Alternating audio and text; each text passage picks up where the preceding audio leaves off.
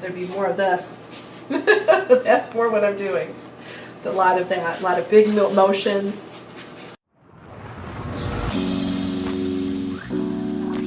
Well, I've always been creative. I've done a number of creative things in my life. I had a marketing background, so I worked in communications, marketing for nonprofits, and originally started as a writer from the time I was a very small child. But painting was something I discovered actually during the COVID lockdown.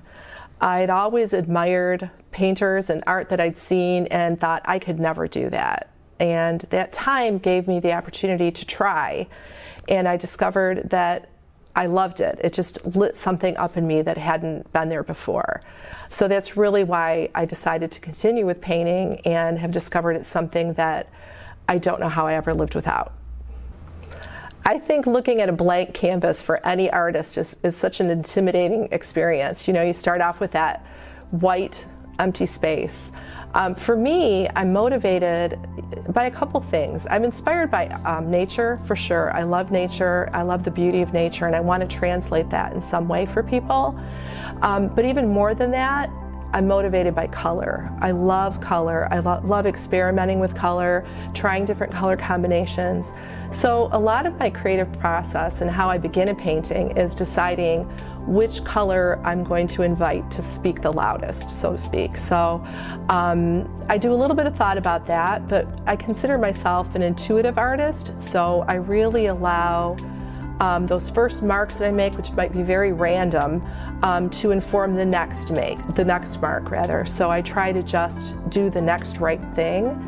So the beginning of the process is very much about just putting anything down on that canvas, and then allow that inspiration of those colors that I've chosen to lead me to the next step.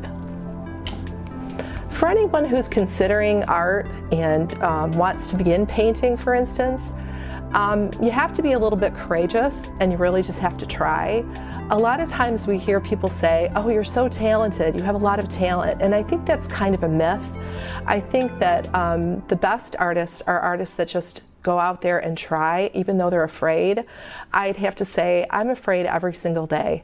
I'm a little scared every time I start a painting, and starting an art business is very scary. If you wanted to sell your art or teach others to make art, it's a scary proposition. So I'd say you have to really delve into that courage that you have. And it's not about talent. It's about working really hard, about learning from others who've gone before you, and practicing, and just keep trying. And I think that anybody can be an artist. I really believe that. I would like people to know that they can do this. They can be artists as well. And that the key, I think, is really in authenticity and vulnerability. And that means showing up even when you're afraid.